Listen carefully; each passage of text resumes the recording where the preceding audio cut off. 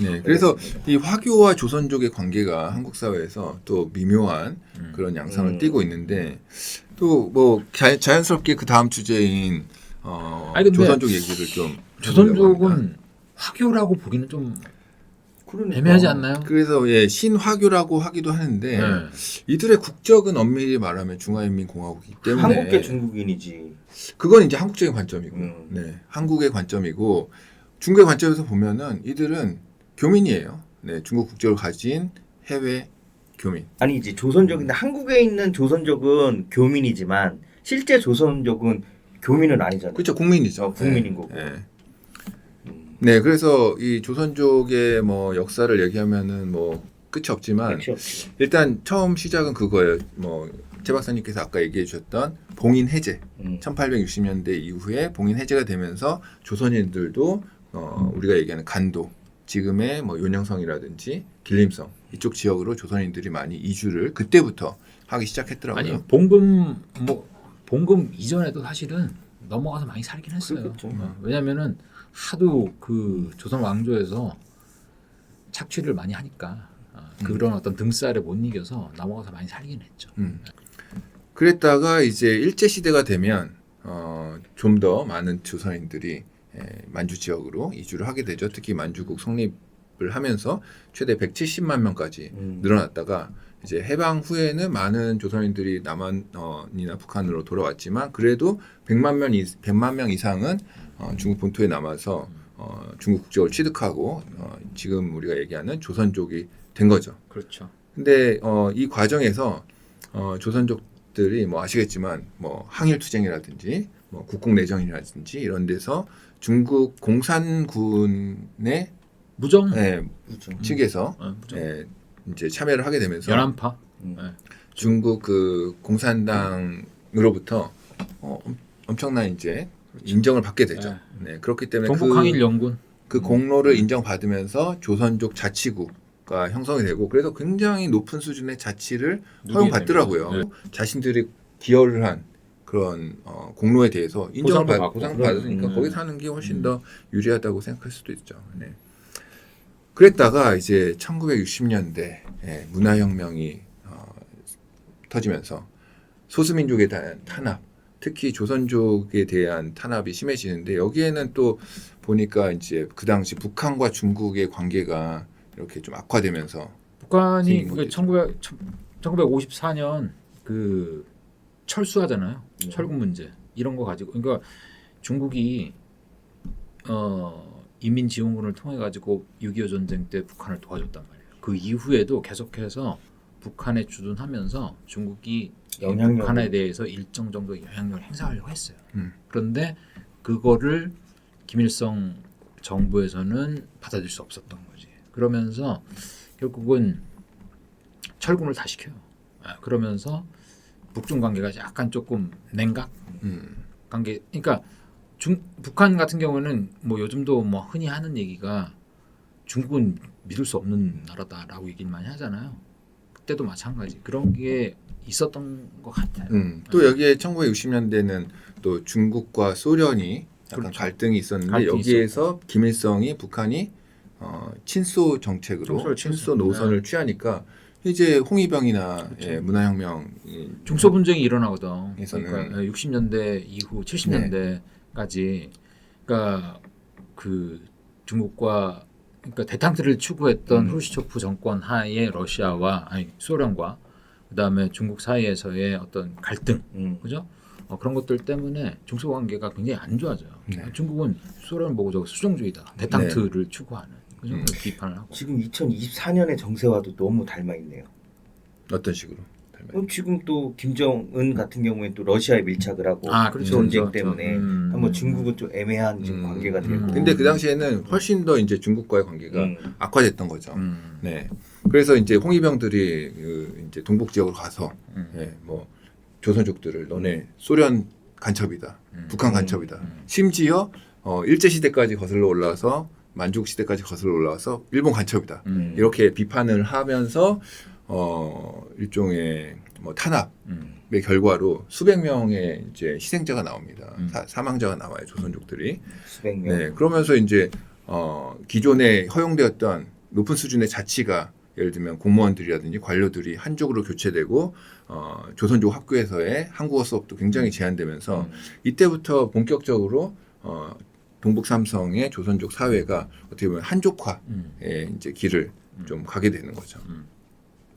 근데 이 상황에서 흥미로운 게 우리한테 굉장히 뭐 많이 알려진 건 아니지만 북한에도 화교들 있잖아요. 아까 많이 남았다고. 이런 갈등 상황에서 북한에서 존재했던 화교들에 대한 탄압도 약간 상호적으로 이루어지는 그렇죠. 거예요. 서로 그렇죠. 예, 교민을 볼모로 니네 해가지고 우리 애들 우리 네. 조선족들 탄압해? 그럼 우리도 여기 있는 한족들 탄압할 거야. 네, 그래서 1960년대에 북한에 있던 화교 사회에 이제 북한 정부가 귀화를 이제 유도한다든지 화교 학교에서 이제 조선어 조선어 교육을 강요한다든지 똑같은 논리가 적용되는 화교 거죠. 교장도 중국인의 화교에서 그럼요. 북한인으로 교체하고 니네 중국 스파이 네. 아니냐 이렇게 되는 거죠. 일반인 입장에서는 북한 화교라는 거는 사실 상상도 못 해봤던 것 같은데 이제 50년대 60년대 북한의 화교들은 뭐를 직업으로 하셨는지 되게 궁금하네요. 한국처럼 그 당시에도 북한과 중국 사이를 오갈 수 있었기 때문에 중국과 북한 사이에 무역을 하고 특히 이제 개혁개방 시기에는 그걸로 호황을 누리게 된다고 하더라고요. 네. 그래서 집을 하시지 않은 1966년도에 어떤 일이 있었냐면 평양에서 화교 중학교 사건이 일어납니다. 이게 뭐냐면 중국 본토에서 이제 문화혁명이 막 일어나니까 그 소식을 들은 평양의 화교 중학생들이 으쌰으쌰한 거죠. 우리도 모택동 사상을 이제 찬양한다.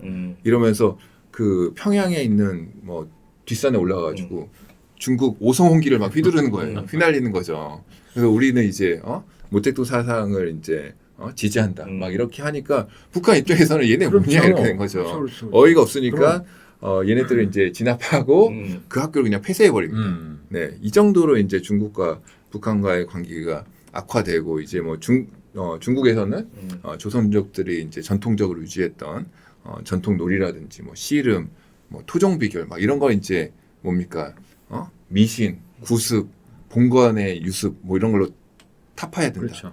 이러면서 이런 것들은 이제 그러니까 표면적으로는 50년대 이후에 참전 6.25 전쟁 참전 이후에 혈맹으로서 이렇게 굳건한 관계를 유지하는 것처럼 보이지만 그 내부에는 이런 갈등들이 존재하고 있었던 거죠.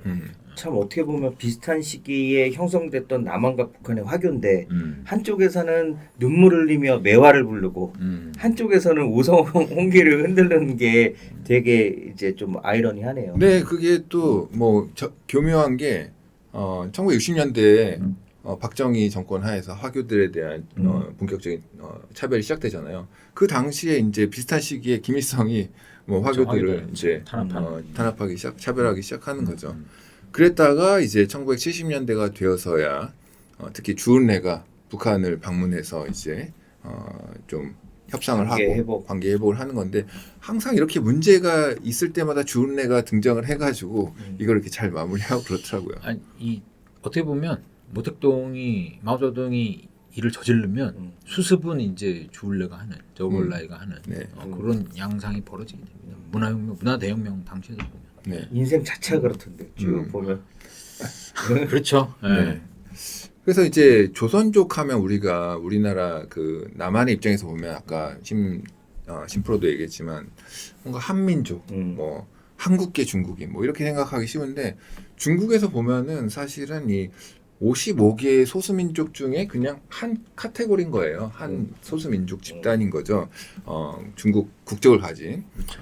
근데 뭐 소수민족이 55개의 소수민족이 처음부터 이 중국에 존재했다라고 이렇게 기록이 있는 게 아니라 이것도 사실은 뭐 사회 만들어진 거죠. 근대적인 산물이죠. 네. 그래서 1954년도에 처음으로 조사를 해갖고 39개를 처음으로 인정했다가 1960년대가 돼서야 이제 55개로 공식적으로 인정을 하는데 이 55개의 소수민족 그 집단도 사실은 굉장히 임의적이기 그렇죠. 때문에 약간 체계가 없어요. 그럼요. 그래가지고 뭐 어떤 소수민족들은 뭐 예를 들면 짱족 같은 경우에는 광시성의 산악지대에 있는 그 다양한 소수민족들을 다 엮어가지고 그렇죠. 하나의 소수민족으로 이렇게 뭉뚱그려서 했던 거고 그다음에 회족 같은 경우에는 어떻게 보면 엄밀히 보면 그 이제 인류학적으로 종족 집단으로 하려면 언어적인 공통성이 있어야 되는데 언어는 다 중국어를 중국어를 쓰잖아요. 쓰죠. 종교가 단지 회족이고 그렇죠. 습관에 있어서 뭐 네. 돼지고기를 안 먹다든지 네. 뭐 그런 이슬람의 습관이 있는 건데 겉보기에는 똑같아요. 네. 한족이랑 다를 바가 없어. 그러면 뭐 기독교를 믿는 사람들도 소수민족이 되냐? 그죠. 뭐 그런 거죠. 네. 네. 이거 하얀색 모자 쓰고 있다는 것만 좀 다르지. 회족은 겉보기에는 하나 뭐 중국 한족하고 다르기가 어렵거든요. 또 만주족 같은 경우에는 뭐 신분증에는 만주족이 써 있지만 만주족 똑같아. 언어도 없고, 언어도 없고. 뭐 습관도 없고 습관도 없고. 거의 한족화됐기 때문에 그렇죠. 기록에만 남아 있는 거죠. 그래서 이제 중국 그 신분증을 보시면은 거기에 민족 칸에 한족인지 소수민족인지 이제 쓰게 돼 있어요. 근데 사실 중국에서는 소수민족에 대한 뭐 차별보다는 우대 정책이 있어가지고 아, 오히려 예, 학교 가고 이럴 때 그 유리에서 만주되고 대학교 그러나? 입시에 네. 가산점이 있습니다. 그래서 이제 그러니까 부모 쪽 한쪽이 한족이고 예를 들면 어머니가 한족이고 아버지가 뭐 만주족이다. 그러면 자식이 자녀가 선택할 수가 있어요. 그럼 대부분은 뭘 선택하겠어요? 만주족을 하게 네, 소수민족을 선택해서 우대 혜택을 혜택을 받는 거죠. 예. 네. 아니 그리고 저는 그 강족이라고 들어봤어요? 강족? 강족 들어봤죠. 네. 강족을 만난 적이 있습니다. 유학 나온 강족을. 난 깜짝 놀랐네. 다를 게 없잖아요, 근데. 네, 자기는 취향이 되는 거예요. 네. 근데 겉보기에는 그냥 한족이랑 똑같아요. 여자애였는데 굉장히 많은 소수민족들이 한족과의 이제 구별이 어려운 경우도 많고, 또 뭐 우대 정책 중에 하나가 이제 중국이 지금은 없어졌지만 한 자녀 정책을 할 때 소수민족은 2명까지 자녀를 낳을 수 있는 그런 특혜들이 주어졌었고. 그런 소수민족들이 해외에 나가 살면 그들도 화교인가요? 그렇게 그렇다고 볼 수 있죠. 봐야죠. 중국 국가 입장에서. 그래서 뭐 미국 같은 경우에는 뭐 북미 지역, 캐나다나 미국에는 그 묘족들이 굉장히 많고. 그거를 그 화교라고 쳐줘요? 중국 정부 입장에서 화교 그렇죠. 커뮤니티에서? 네, 네. 근데 뭐 당연히 묘족들 나름대로의 그 정체성이 있는데 재밌는 게 이제 뭐 예를 들면 베트남에도 묘족들이 있어요. 그럼 묘족들이 또 미국에 올 거 아니에요. 그러면 베트남에서 온 묘족이랑 중국에서 온 묘족들이랑 또 같이 뭉쳐요. 네. 그래갖고 묘족 커뮤니티를 만들죠. 그게 음식이라든지 이런 것들이 다 매개가 제사 되겠네요. 방식이라든지 뭐 전통 문화라든지 그런 게 이제 또 뭐 흥미로운 인력적인 주제이기도 한데. 어쨌든 조선족이 신화교라는 거는 약간 학술적으로는 학문적으로 뭔가 이제 정립된 개념인가요? 정착된 개념은 아니고, 아니요? 네.